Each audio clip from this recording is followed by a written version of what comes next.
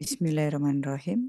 Innalhamdalillahi wassalatu wassalamu ala Rasulillah wa ala alihi wa sahbihi wa mawalah. Asyhadu la ilaha illallah wahdahu la syarikalah wa asyhadu anna sayyidina Muhammadan abduhu wa rasuluhu la nabiyya ba'dah. Assalamualaikum warahmatullahi wabarakatuh. Puji dan rasa syukur tiada henti kita panjatkan kehadirat Allah Subhanahu wa taala dan sholawat serta salam kita tujukan kepada junjungan tertinggi kita Nabi Muhammad Shallallahu Alaihi Wasallam beserta keluarga juga sahabat beliau, di mana di hari yang penuh berkah ini kita dapat kembali berkumpul secara online untuk mengikuti kajian Al-Kalam bersama Bapak Kiai Haji Dr. Ali Nurdin MA untuk mentadaburi surat Ali Imran ayat 102 sampai 104, yaitu bersatulah jangan bercerai-berai. Saya Rima Wirasakti mengundang rekan-rekan sekalian, apabila ada pertanyaan yang hendak diajukan kepada Pak Ali, silakan dituliskan melalui chat dan sesi tanya jawab akan kami bacakan di akhir kajian ini sekitar 15 menit. Baik, kami persilakan Pak Ali untuk memulai kajian. Waktu dan tempat kami persilakan.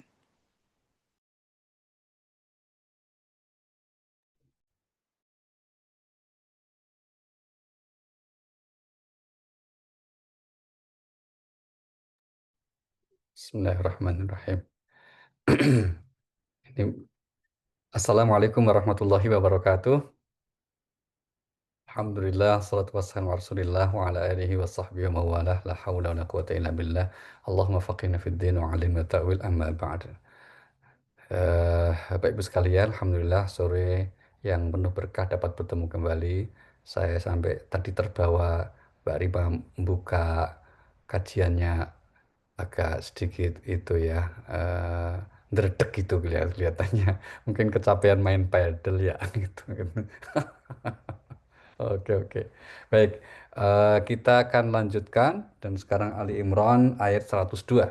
Ya, ayat 102. A'udzubillahi minasyaitonirrajim. Surah Ali Imran ayat 102. Ya ayyuhalladzina amanu taqullaha haqqa tuqatih wa la tamutunna illa wa antum muslimun.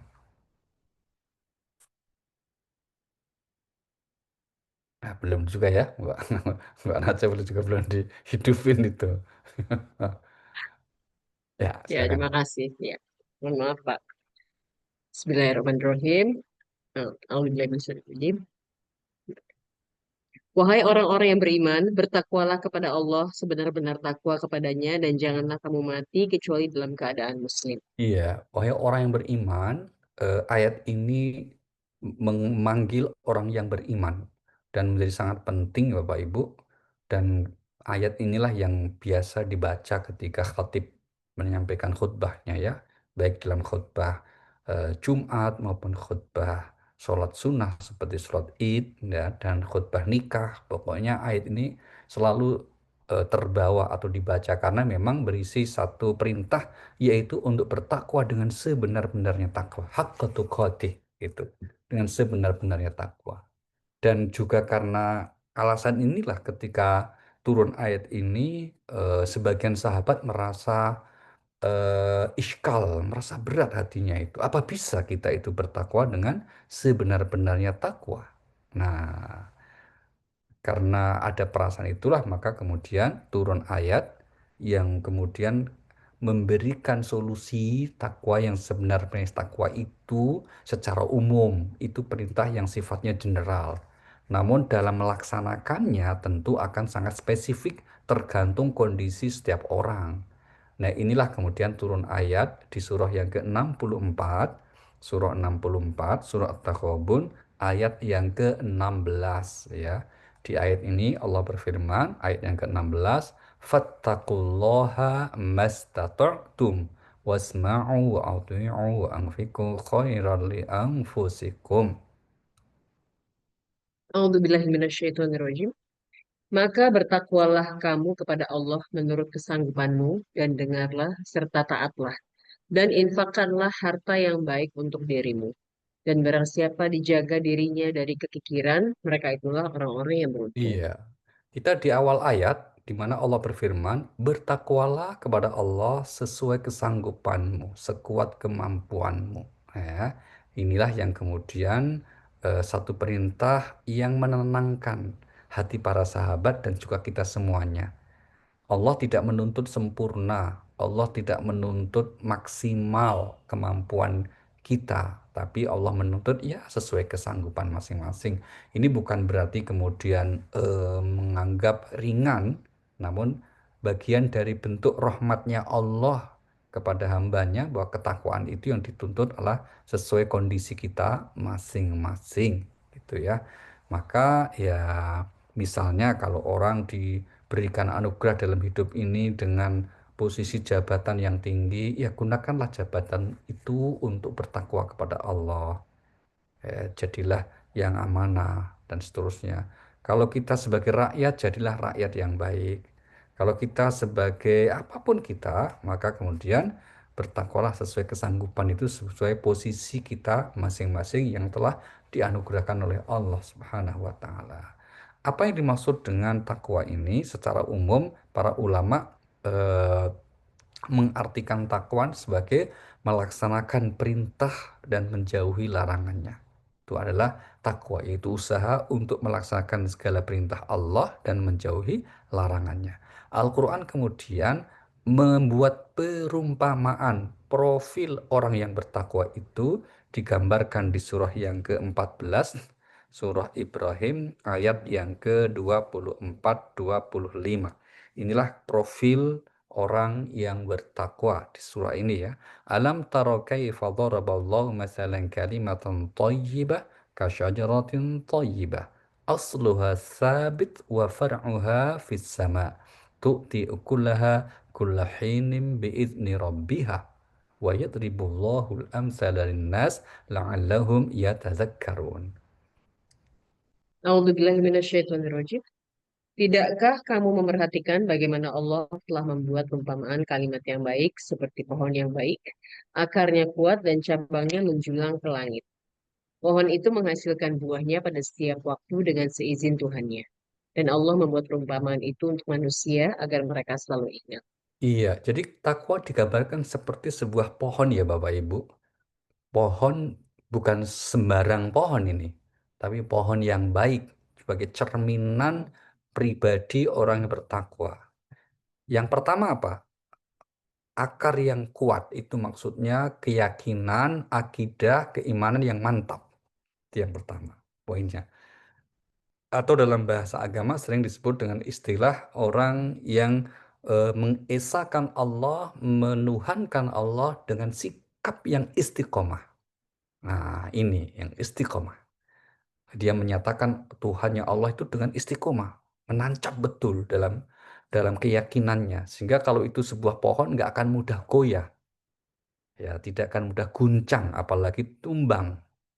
Disitulah maka jaminan Allah atas orang yang memiliki keyakinan terhadap Allah yang kokoh atau istiqomah, maka hidupnya akan selalu bahagia. Mari kita lihat misalnya di surah 46, surah Al-Ahqaf ayat yang ke-13. Allah Subhanahu wa taala berfirman, A'udzubillahi minasyaitonirrajim, Innal ladzina qalu rabbunallah tsumma istaqamu fala khaufun 'alaihim wala hum yahzanun. A'udzubillahiminasyaitonirrajim. Sesungguhnya orang-orang yang berkata Tuhan kami adalah Allah, kemudian mereka tetap istiqomah. Tidak ada rasa khawatir pada mereka dan mereka tidak pula bersedih Iya, hati. ini ya yang istiqomah berarti kehidupannya akan diliputi kebahagiaan, ketenangan, karena tidak ada yang perlu dikhawatirkan, dicemaskan, dan juga disedihkan. Ya, ada dua kata di Al-Quran yang dipakai untuk menggambarkan kesedihan ini, yang seperti di ayat ini adalah kata yahzanun, hazan itu. Ada juga kata gham. Apa bedanya? Kalau yahzanun itu kesedihan yang diketahui sebabnya apa. Tapi kalau rom itu kesedihan yang tidak diketahui sebabnya apa. Pokoknya tiba-tiba kita kadang merasa sedih aja gitu. Nah, resepnya gimana supaya kita eh, terhindar dari hal yang seperti itu? Ya, kata ayat ini apa? Istiqomah. Istiqomah dengan pemahaman dan penghayatan yang benar, Pak Ibu, maka akan menghasilkan ketenangan, kedamaian. Ya, kita tidak akan mudah untuk cemas, khawatir, apalagi sedih gitu ya. Karena kita selalu dapat menghadirkan dan membayangkan yang Allah dalam kehidupan kita. Misalnya kita mendapati sesuatu yang menurut kita tidak kita inginkan, kita tidak harapkan, maka kita akan melihat kenapa ini terjadi. Ya Allah yang maha baik yang mengizinkan ini, pasti ada kebaikannya. Nah, terus akan seperti itu. Maka bagi orang yang sudah istiqomah seperti ini, Bapak Ibu, melihat fenomena kehidupan itu, baik secara individu, sosial, maupun global gitu ya, itu akan dengan ya dengan apa? Dengan satu ketenangan yang demikian rupa. Nah, itulah makna kurang lebihnya di surah 13 ayat 28 ya. Alladzina amanu wa tatma'innu qulubuhum bizikrillah. Ala bizikrillahi tatma'innul qulub. Surah 13 ayat yang ke-28. A'udzubillahi minasyaitonirrajim. Yaitu orang-orang yang beriman dan hati mereka menjadi tenang, tentram dengan mengingat Allah. Ingatlah hanya dengan mengingat Allah hati menjadi Iya, tentram. orang yang beriman hatinya menjadi tentram dengan mengingat Allah. Ketahuilah, hanya dengan mengingat Allah hati menjadi tentram. Nah, ini indikator yang pertama orang yang bertakwa. Jadi kokoh keyakinannya. Indikator yang kedua, ayat tadi membuat perumpamaan pohon itu tinggi menjulang ke langit. Ini menggambarkan apa? Menggambarkan ibadah ya, ritual, ibadah syariat, ibadah dalam konteks kita menyembah Allah ya, selalu menuhankan atau selalu melaksanakan bentuk pengabdian kita kepada Allah Subhanahu wa taala, termasuk ritual doa-doa kita kepada Allah. Ini poin yang kedua nih, yang diumpamakan seperti sebuah pohon yang tinggi. Dan memang salah satu makna dari tujuan Allah menciptakan manusia kan begitu. Yaitu apa? Agar semua aktivitas hidup kita bernilai ibadah. Mari kita lihat surah 51, surah Az-Zariyat ayat yang ke-56 dan 57 ya. Allah berfirman, A'udzubillahi minasyaitonirrajim, "Wa ma khalaqtul jinna wal insa illa liya'budun." A'udzubillahi minasyaitonirrajim. Tidaklah aku menciptakan jin dan manusia kecuali untuk beribadah kepadaku. Aku tidak menghendaki rezeki sedikit pun dari mereka dan tidak menghendaki agar mereka memberi makan Iya. kepadaku. Jadi rangkaian dua ayat ini Bapak Ibu, di samping menegaskan perintah Allah, ini juga Allah itu menunjukkan keheranan sekaligus sindiran gitu ya. Herannya kok ada loh orang hidup yang dia ingin hanya mencari rezeki, makanan begitu. Padahal itu bukan tujuan utama aku ciptakan manusia, kira-kira gitu. Tujuan utamanya itu agar kalian menjalani hidup ini semuanya bernilai ibadah. Maka bagi seorang muslim, bagi seorang mukmin itu beruntung sekali Bapak Ibu. Karena apa? Apapun yang kita lakukan itu bernilai ibadah. Diam kita ketika menghadapi masalah bernilai ibadah karena itu kesabaran. Tidur kita untuk istirahat bernilai ibadah karena itu melaksanakan perintah Allah. Semuanya bernilai ibadah. Olahraga kita, ya nge-gym kita, ya itu bernilai ibadah. Karena apa? Karena di saat itu kita punya niat tujuan kalau Allah, kenapa kita harus rawat badan ini dengan baik, ya? Tujuannya apa? Untuk taat. Ya, sehingga kemudian keseluruhannya bernilai. Nah, itulah makna di surah 6 Al-An'am ayat yang ke-162 ya. Allah berfirman, "Qul inna salati wa nusuki wa mahyaya wa mamati lillahi rabbil alamin." A'udzubillahi minasyaitonirrajim. Katakanlah, Nabi Muhammad, sesungguhnya salatku, ibadahku, hidupku, dan matiku hanyalah untuk Allah, Tuhan semesta alam. Iya, katakanlah sesungguhnya solatku, hidup dan matiku hanya untuk Allah Subhanahu wa taala, Tuhan semesta alam. Jadi maksudnya bukan manfaatnya ya, tapi itu maksudnya sesungguhnya solatku, hidup dan matiku itu untuk mengharap ridho Allah Subhanahu wa taala. Oke, kita lanjut Bapak Ibu. Yang ketiga, profil orang yang bertakwa, yang ketiga apa? Akhlaknya yang mulia. Jadi yang pertama tadi akidahnya yang mantap, istiqomah. Yang kedua dia laksanakan ibadah dengan baik. Yang ketiga apa? Akhlak sosialnya yang mulia. Yang oleh ayat tadi digambarkan seperti pohon yang berbuah di setiap musim. Buah itu berarti menunjukkan sisi manfaatnya. Dan itulah Rasulullah kemudian menggambarkan orang paling baik itu siapa toh? Bukan orang yang paling rajin ibadah ritualnya, bukan. Tapi yang paling bermanfaat untuk sesamanya. Nah, disinilah pujian Allah kepada Nabi tentu ya pada aspek itu. Mari kita lihat surah 68, surah Al-Qalam. Kebetulan nama kajian, kelompok kajian kita Al-Qalam ya. Ini nama surah juga. Ayat yang keempat, Allah berfirman, A'udzubillahi minasyaitonir rajim, wa innaka la'ala khuluqin azim. A'udzubillahi minasyaitonirrajim. Dan sesungguhnya engkau benar-benar berbudi pekerti yang luhur.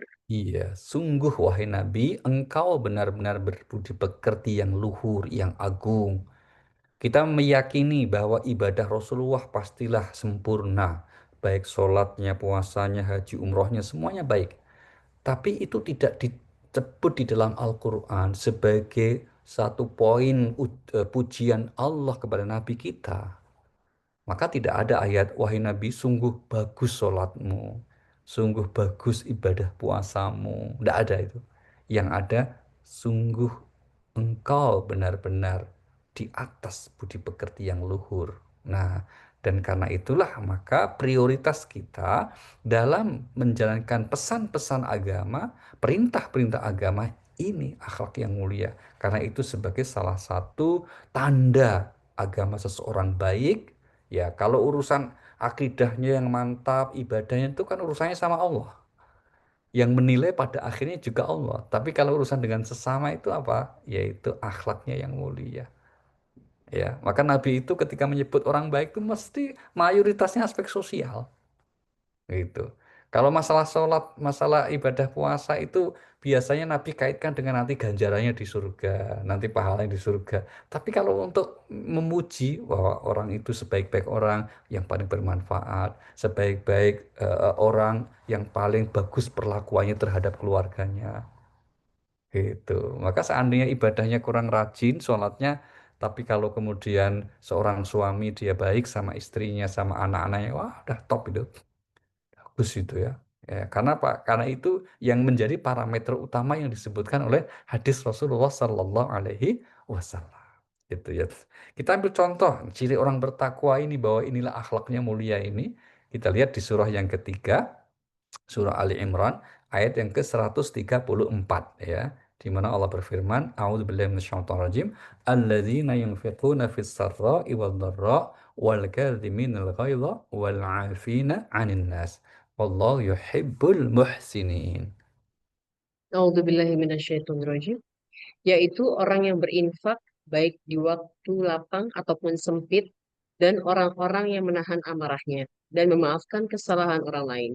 Dan Allah mencintai orang yang berbuat kebaikan. Iya, keempat-empatnya ini definisi atau kriteria orang bertakwa Bapak Ibu yang disebut adalah aspek akhlak mulianya berupa tindakan atau kebaikan sosial, berinfak, menahan amarah, memaafkan, dan selalu berbuat kebaikan. Maka insya Allah itu menjadi parameter utamanya ya. Oke, dan kita masih di ayat 102 tadi, di mana Allah menutup rangkaian perintah takwa dengan apa? Jangan mati kecuali dalam keadaan muslim. Nah, pesan ayat ini apa yang utama adalah jangan sampai ya dalam detik dalam kehidupan kita ada sesaat pun kita melepaskan kesadaran diri kita sebagai seorang muslim. Kapan itu? Ya sampai ajal memisahkan kita.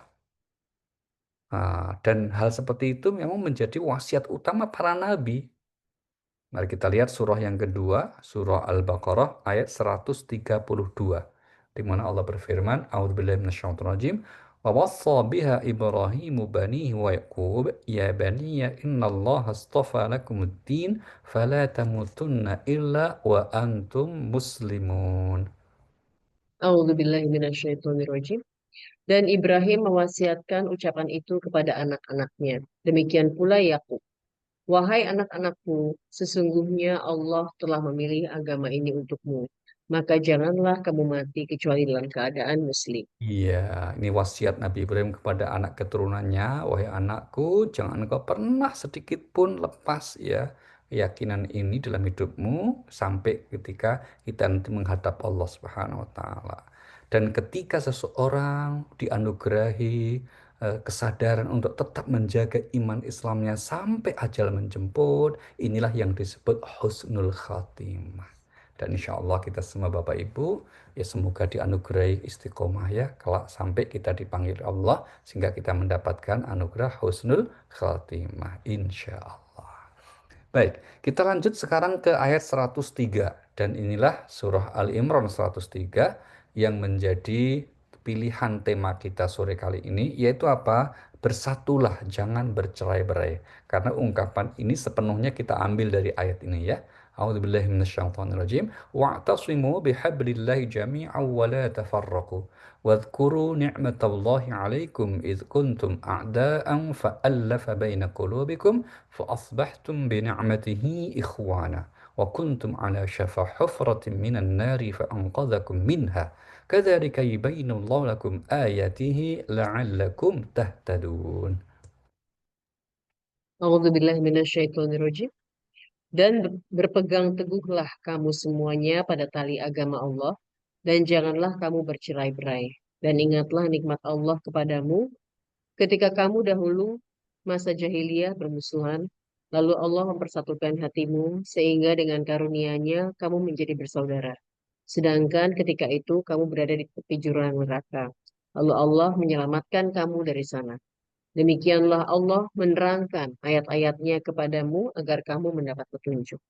Iya, ini ya salah satu pesan utama Allah di ayat ini, berpegang teguhlah pada tali Allah. Apa yang dimaksud tali Allah ini, Pak? Tali agama Allah ini maksudnya adalah firman-Nya, wahyunya, agama ini sendiri, ajaran agama itu sendiri. Dan inilah yang memang selalu Allah pesankan gitu ya, agar dalam hidup kita tidak pernah sesaat pun kita keluar dari koridor tuntunan agama. Maksudnya begitu, berpegang teguh pada tali agama Allah itu. Kalau kita lihat ayat ini, asbabun nuzulnya Bapak Ibu, ini kan apa itu? Ingatlah ya. Jadi di Madinah dulu sebelum Rasulullah dan para sahabat hijrah itu ada dua suku Arab besar namanya Aus dan Khazraj. Dua suku besar ini sering berantem dan dijadikan sebagai apa ya, semacam sapi perah oleh orang-orang Yahudi. Diadu domba terus begitu. Sampai kemudian ketika Rasulullah datang, keduanya sadar, terus masuk Islam, jadilah mereka pilar utama kaum Ansor. Nah, maka kaum Ansor di Madinah itu terdiri dua suku besar, Aus dan Khazraj.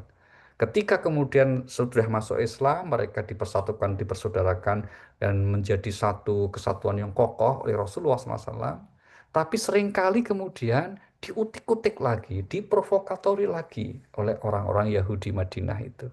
Maka turun ayat ini yang memerintahkan agar kamu, wahai umat Islam, berpegang teguhlah kepada tali agama Allah dan jangan bercerai-berai.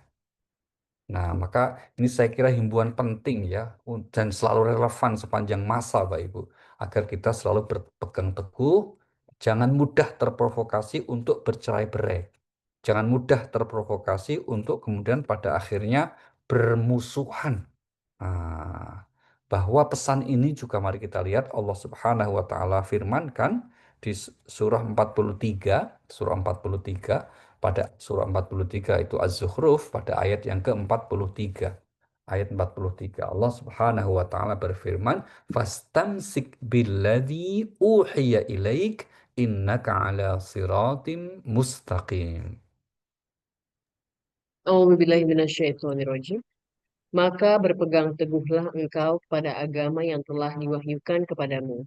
Sungguh engkau berada di jalan yang lurus. Iya, sungguh engkau sudah berada di jalan yang lurus. Siapa yang engkau mengikuti? Engkau ini adalah umat Nabi Muhammad SAW. Kita semua Bapak Ibu sudah berada di jalan yang lurus. Jangan bercerai-berai yang bisa saja nanti malah justru terpental. Begitu ya. Akhirnya kemudian tidak ada yang disenangkan kalau kita bercerai-berai, saling bermusuhan, kecuali siapa? Setan. Aha. Mari kita lihat ya surah yang ke-17 surah Al-Isra ayat yang ke-53. Allah Subhanahu wa taala berfirman, "Wa qul ibadi yaqulu allati hiya ahsan innasy-syaitan yanzaghu bainahum innasy-syaitan kana lil insani aduwwan mubina." A'udzubillahi minasyaitonirrajim. Dan katakanlah kepada hamba-hambaku, hendaklah mereka mengucapkan perkataan yang lebih baik atau benar. Sungguh, setan itu selalu menimbulkan perselisihan di antara mereka. Hmm. Sungguh, setan adalah musuh yang nyata bagi manusia. Oh, Mbak Najwa baca setan itu sampai semangat gitu, emosi juga itu setan itu, wah, gitu. Nggak tahu bayangin siapa itu, pokoknya. Saking gangguin terus, Pak. Masya Allah. Iya. Oh ya, sampai semangat ya, setan itu. Iya itu ya. Suka menimbulkan permusuhan. Setan itu suka menimbulkan permusuhan. Maka sebaliknya kalau kita selalu bersatu, selalu menjaga hubungan yang baik dalam konteks apapun ya, bisa dalam konteks hubungan keluarga, orang tua anak, suami istri, kakak beradik, atau dalam konteks hubungan bertetangga, bersosial, atau hierarki hubungan di kantor antara atasan bawahan. Semuanya kalau dalam situasi harmonis, yang stres setan itu. Itu, yang stres setan. Sebaliknya, kalau kemudian eh, waktu atau hari-harinya kemudian digunakan untuk saling bertengkar, maka itu yang menjadi disenangkan adalah setan. Maka pesan Allah hendaklah berpegang teguh pada tali agama Allah dan jangan bercerai-berai. Itu ya, jangan sampai bercerai-berai. Mari kita lihat surah yang ke-6, surah Al-An'am, ayat yang ke-159.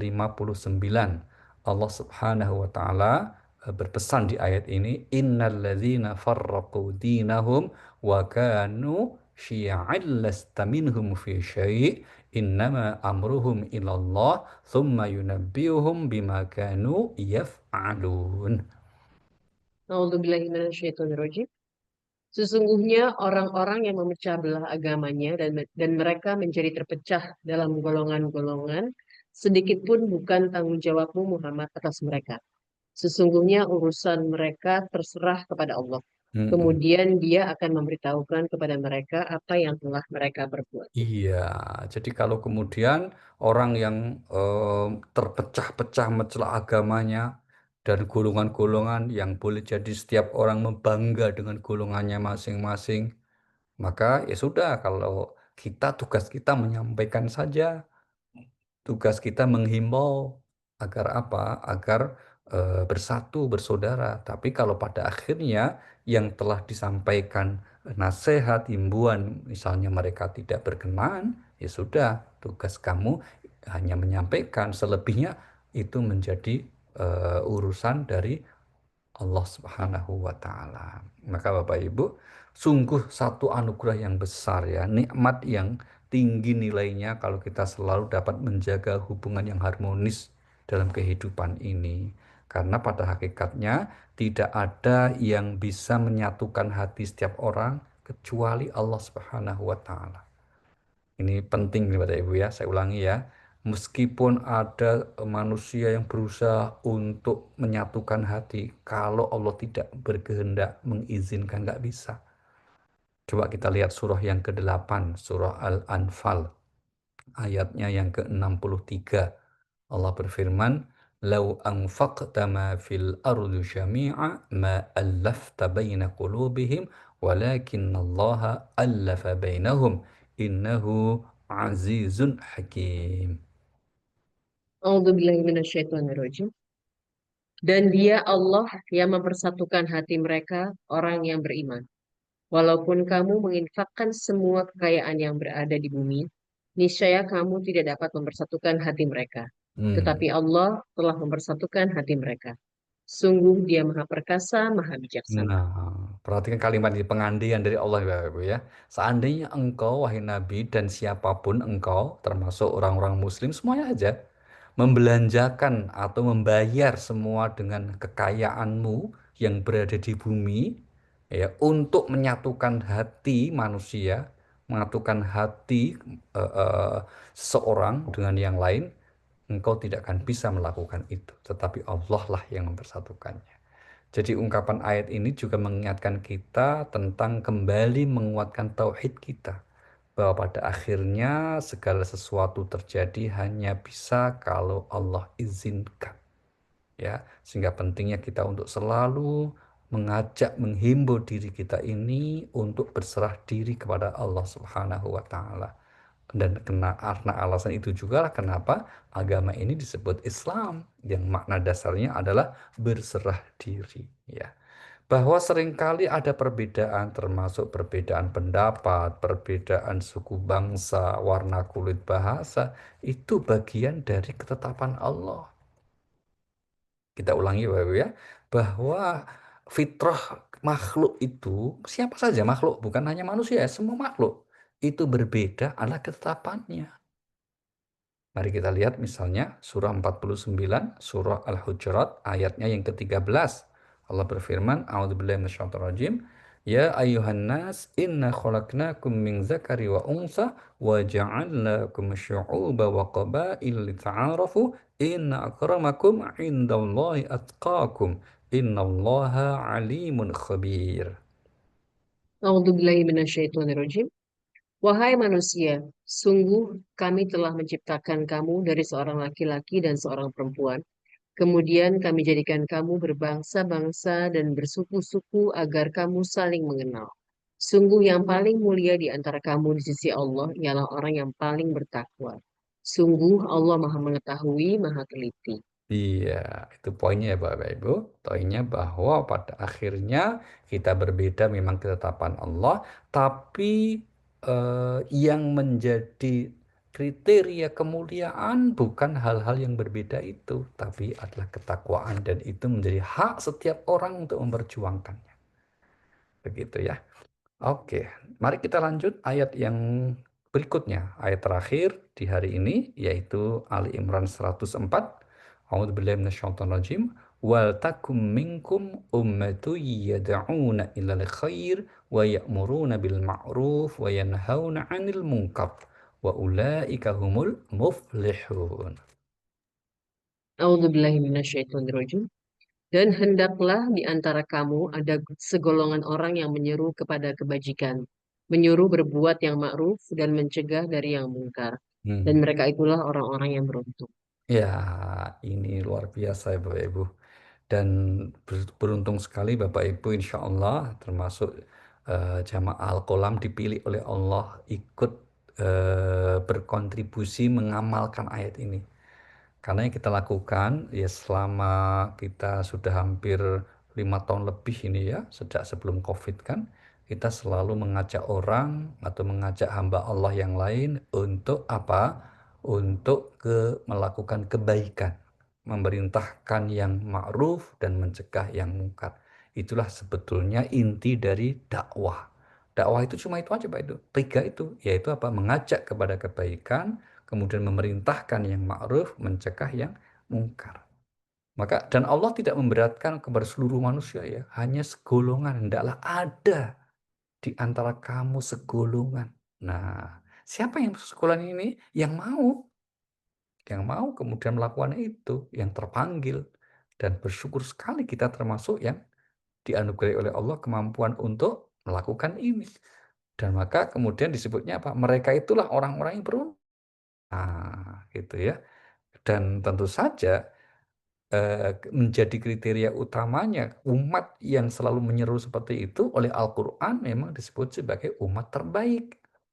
Mari kita lihat firman Allah, surah yang ketiga, surah Ali Imran, ayat yang ke-110, di mana Allah berfirman, A'udzubillahi minasyaitonirrajim, kuntum khaira ummatin ukhrijat linnas ta'muruna bil ma'ruf wa tanhauna 'anil munkar wa tu'minuna billah walau amana ahlul kitabi lakana khairal lahum minhumul mu'minuna wa aktsaruhumul fasiqun. Kamu, umat Islam, adalah umat terbaik yang dilahirkan untuk manusia, karena kamu menyuruh berbuat yang ma'ruf dan mencegah dari yang mungkar, dan beriman kepada Allah. Sekiranya ahli kita beriman, tentulah itu lebih baik bagi mereka. Di antara mereka ada yang beriman, tapi kebanyakan mereka adalah orang-orang fasik.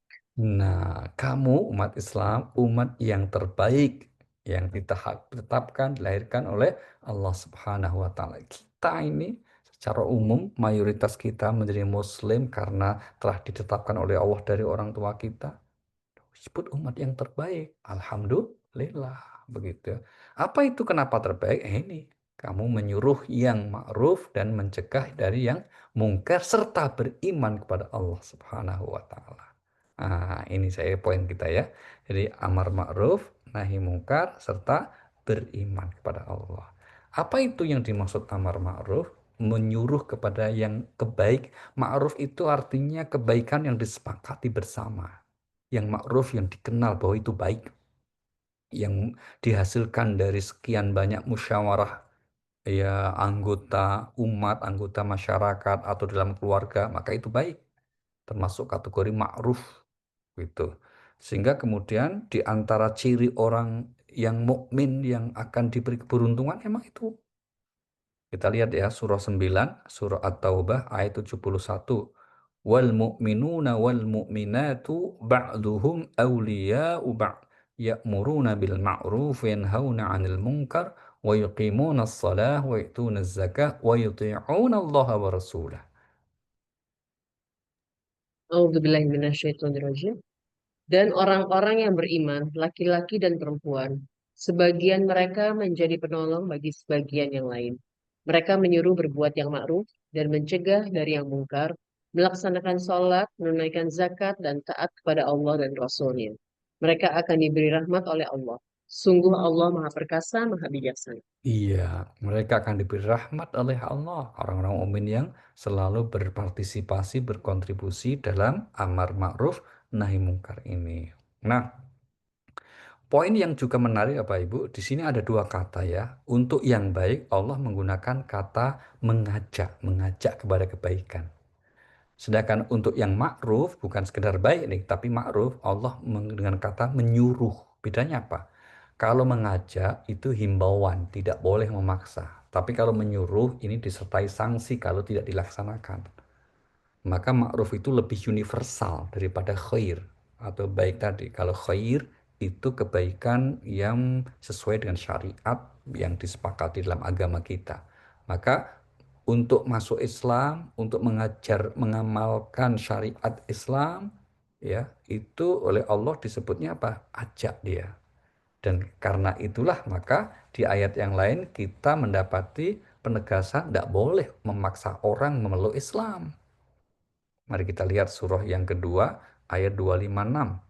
Surah 2 ayat 256 Allah berfirman, La ikraha fid din qad tabayyana ar-rusydu minal ghayy faman yakfur bit-taghut wa yu'min billah faqad istamsaka bil 'urwatil wuthqa la infisama laha wallahu samii'un 'alim. Tidak ada paksaan dalam menganut agama Islam. Sesungguhnya telah jelas perbedaan antara jalan yang benar dan jalan yang sesat. Barang siapa ingkar kepada Tagut dan beriman kepada Allah, maka sungguh dia telah berpegang teguh pada tali yang sangat kuat yang tidak akan putus. Allah Maha Mendengar, Maha Mengetahui. Iya, tidak ada paksaan di dalam memeluk agama Islam. Maka tidak boleh ya Bapak Ibu, kita memaksa orang atau menjelekan orang yang tidak berkenan masuk Islam, nggak boleh. Karena memang Allah tidak mengizinkan kita memaksa orang agar masuk Islam. Gitu ya. Teguran Allah terhadap orang yang maksa itu dengan kalimatnya menarik juga. Di antaranya apa? Kalau aku izinkan, maka kalau Allah berkehendak, bisa saja Allah itu menjadikan manusia itu semua beriman. Kalau Allah mau. Gitu. Coba perhatikan firman Allah di surah yang ke-10 ayat 99. Surah 10 ayat 99 Allah berfirman, "Walau syaa rabbuka la amana man fil ardi kulluhum jami'a." Surah yang ke-10 ayat yang ke-99. A'udzubillahi minasyaitonirrajim. Dan jika Tuhanmu menghendaki, tentulah beriman semua orang di bumi Hmm. seluruhnya. Hmm. Tetapi apakah kamu hendak memaksa manusia agar mereka menjadi orang-orang yang Nah, beriman? jika Tuhan mau, ya berkehendak bisa saja menjadikan seluruh manusia itu pada akhirnya beriman. Kalau mau loh, kalau Allah berkehendak loh. Tapi kan kemudian Allah tidak menginginkan manusia itu beriman karena paksaan. Allah saja memberi kebebasan, terserah. Yang pasti ada konsekuensinya. Allah sudah memberikan satu bentuk pilihan.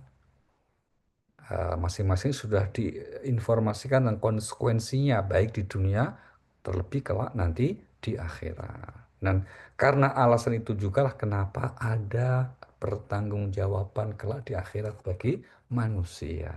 Maka tugas mengajak itu nggak boleh memaksa.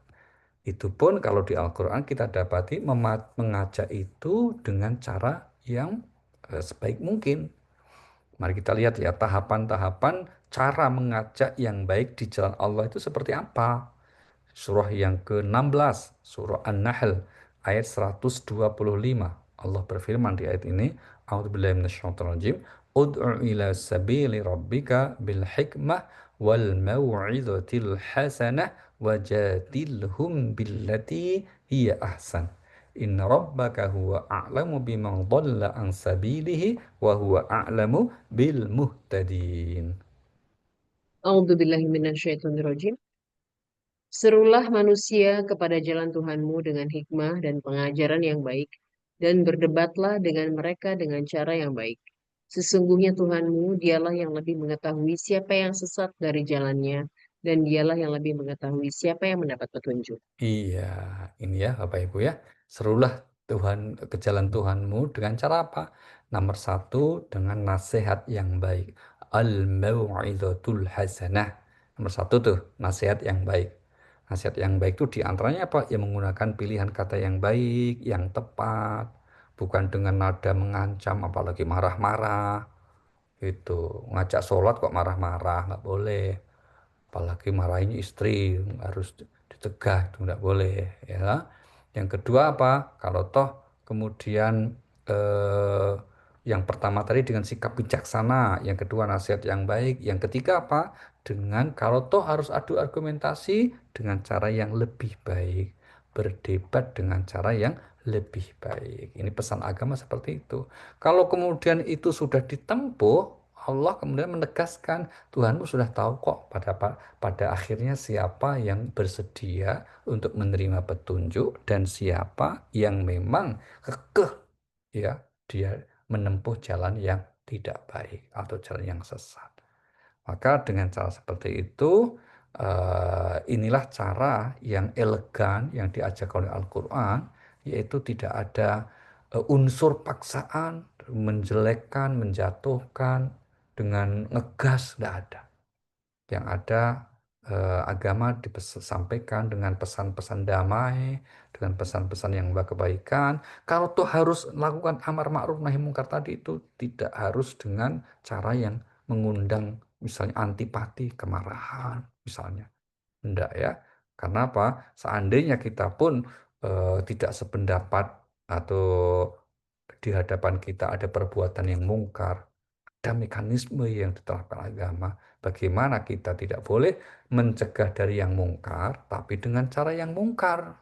Nah, jangan sampai orang itu nahi mungkar, tapi dengan cara yang mungkar. Tidak boleh. Amar ma'ruf dengan cara yang ma'ruf, nahi mungkar juga dengan cara yang ma'ruf. Bukan nahi mungkar dengan cara yang mungkar. Nah, ini yang harus dibaiki ya, sehingga kemudian tidak menjadi problem dalam kehidupan masyarakat kita. Semoga kita termasuk yang disebut di dalam ayat tadi ya, yaitu apa? Orang yang akan selalu mendapat keberuntungan di kehidupan dunia, terlebih kelak nanti di akhirat. Amin ya rabbal alamin. Insya Allah. Baik, demikian. Kita lanjut sekarang, monggo Mbak Rima. yang kita bisa bagi bersama informasinya, diskusikan bersama, dipersilakan. Baik, untuk teman-teman yang ingin bertanya silakan dituliskan melalui chat, insya Allah akan saya bacakan. Sudah ada pertanyaan nih Pak Ali dari Ibu Joyce.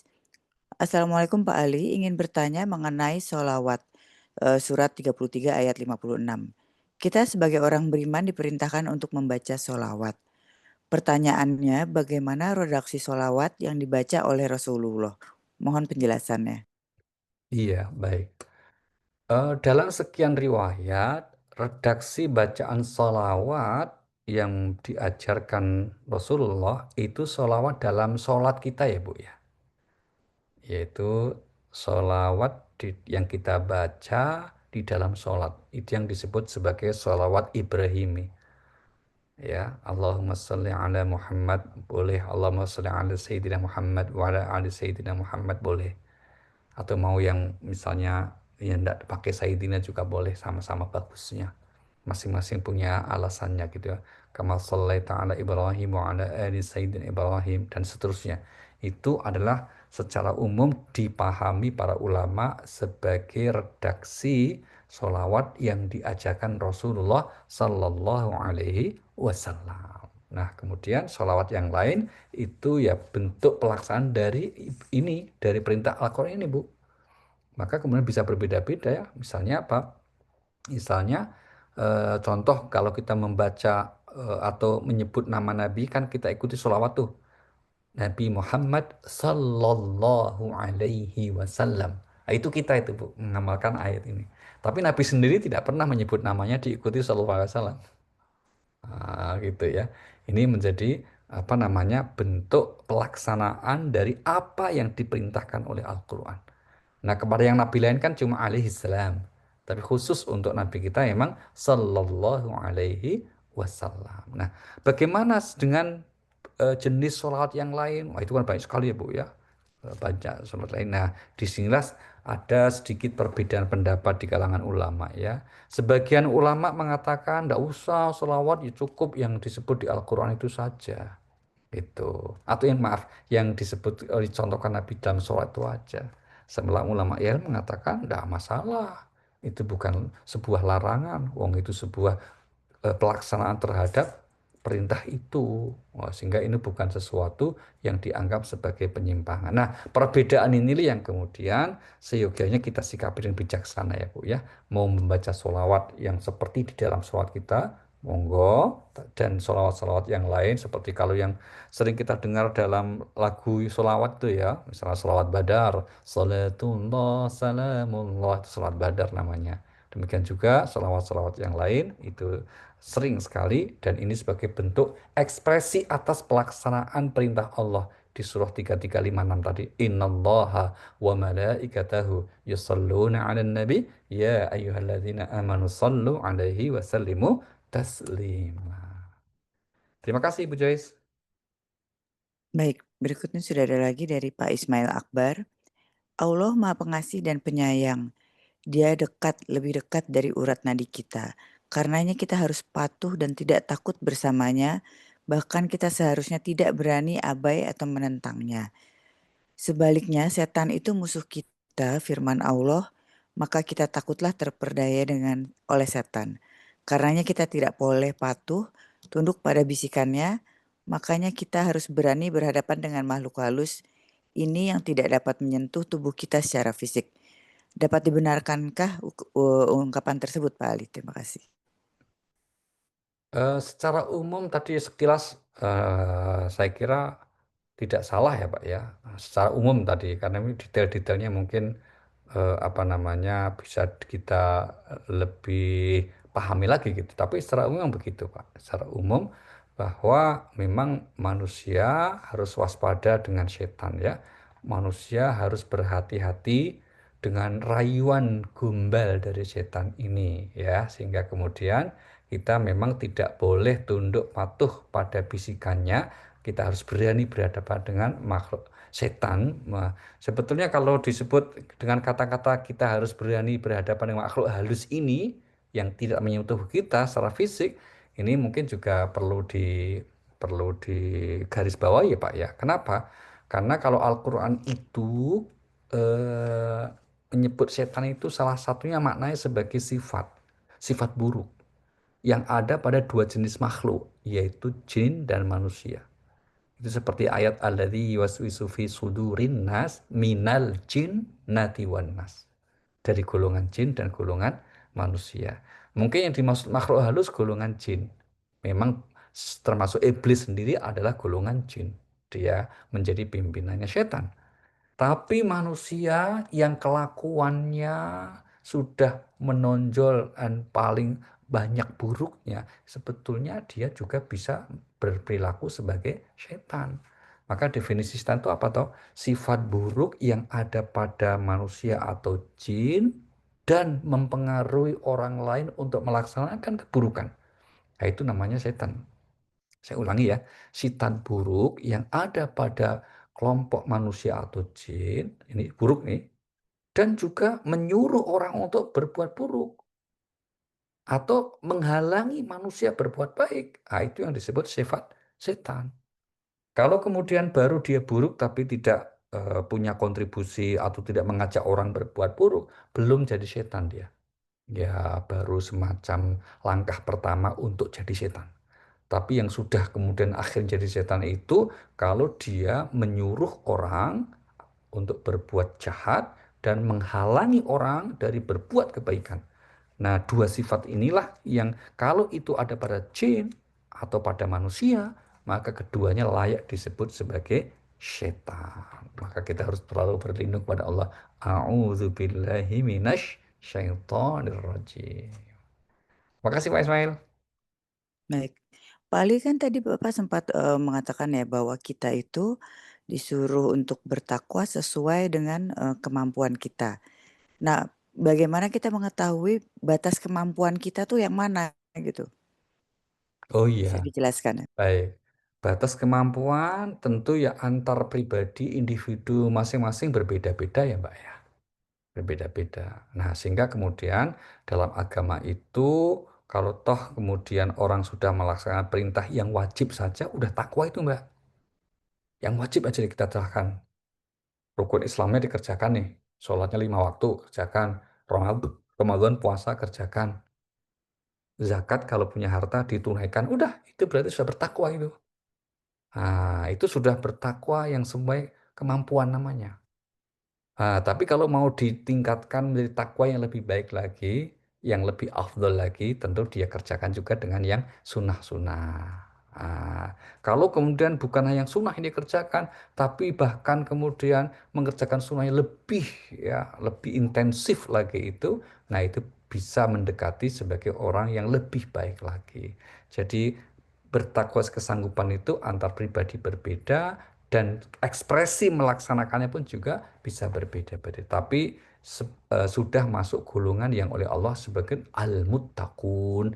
Mereka itu orang-orang yang bertakwa. Maka ada takwa yang minimalis, ada yang takwa yang baik, ada yang takwa yang lebih baik, ada yang takwa yang utama.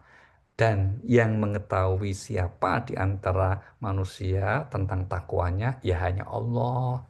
Itu ya. Maka kita tidak bisa mengukur takwa orang. Wah, dia tapak banget ya. Kenapa?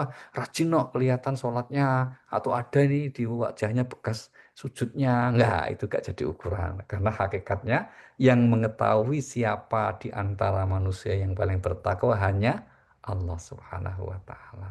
Begitu. Baik, lalu ada pertanyaan nih Pak, kalau ada manusia yang khawatir untuk menikah dengan dasar takut tidak dapat membahagiakan pasangan itu apakah benar atau salah Pak? Apakah itu masuk dalam batas kemampuan? Karena sekarang kan katanya banyak yang begitu. Tapi kalau nggak Hmm. salah ada salah satu ulama terkenal yang seperti itu ya Pak ya?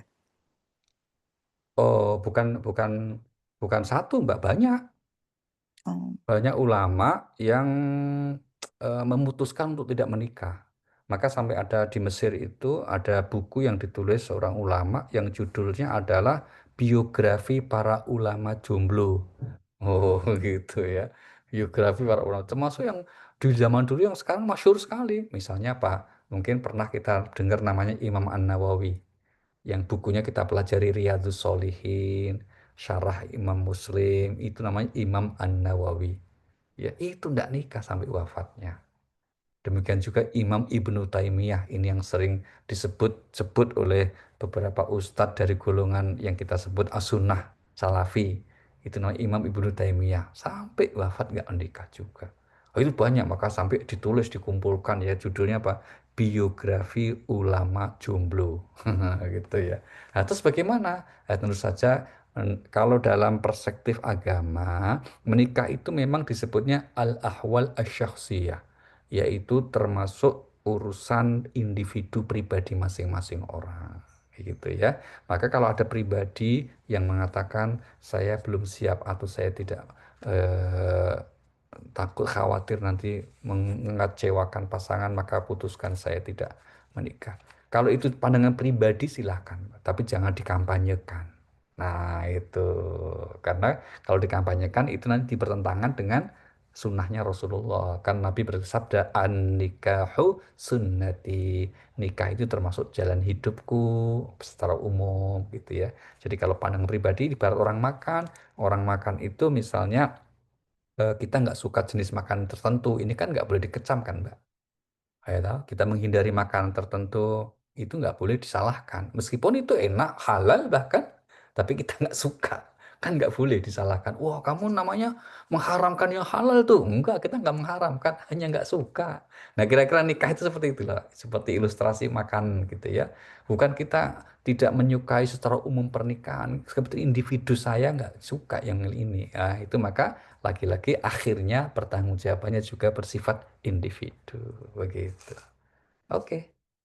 Baik, tadi adalah pertanyaan terakhir, Pak Ali. Barangkali bisa ditutup Terima dengan kasih ya doa. Pak Ibu. Mari kita menghadirkan niat baik kita semuanya. Majelis ilmu ini majelis yang mustajab untuk berdoa ya. Kita mohon kepada Allah, mungkin ada kerabat kita yang sedang sakit, semoga Allah sembuhkan. Yang punya kesulitan Allah mudahkan. Yang punya hajat-hajat yang baik, semoga Allah kabulkan. Al-Fatihah. A'udzubillahi minasyaitonirrajim. Bismillahirrahmanirrahim. Alhamdulillahirabbil alamin. Arrahmanirrahim. Maliki yaumiddin. Iyyaka na'budu wa iyyaka nasta'in. Ihdinas siratal mustaqim. Siratal ladzina an'amta 'alaihim ghairil maghdubi 'alaihim waladdallin. Amin. Terima kasih dan mohon maaf. Assalamualaikum warahmatullahi wabarakatuh. Silakan Mbak Rima untuk ditutup. Waalaikumsalam warahmatullahi wabarakatuh. Subhanakallahumma wa bihamdika asyhadu an la ilaha illa anta astaghfiruka wa atubu ilaik. Terima kasih banyak Pak Ali atas ilmu yang tentunya sangat bermanfaat untuk kami. Kajian yang akan datang insya Allah akan kami selenggarakan hari Rabu depan tanggal 15 Oktober, masih waktu yang sama, dan masih mentadaburi surat Ali Imran ayat berikutnya. Terima kasih banyak atas perhatian dan waktunya Bapak Ibu sekalian. Mohon maaf apabila ada kekurangan atau hal-hal yang kurang berkenan.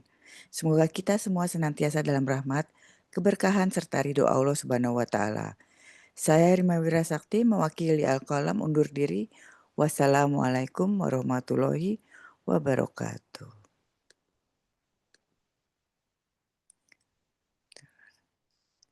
Waalaikumsalam warahmatullahi wabarakatuh. Kasih sis. Terima kasih Terima semuanya. kasih Ustadz Azhar. Terima kasih Pak Ali. Terima kasih semua.